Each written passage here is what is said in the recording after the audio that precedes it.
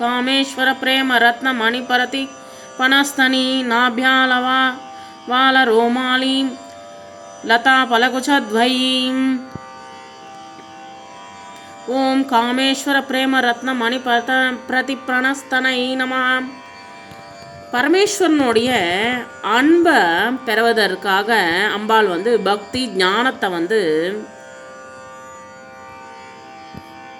கொண்டிருக்கிறாள். ஓம் நாபியாலவால ரோமாலி லதா பலகுச்சத்வயை நம. அம்பாள் தன்னுடைய அன்பை பரமேஸ்வரனுக்கு கொடுக்கிறாள். அந்த பரமேஸ்வரனுக்கு கொடுக்குற அந்த அம்பாளை நான் வணங்குகிறேன்.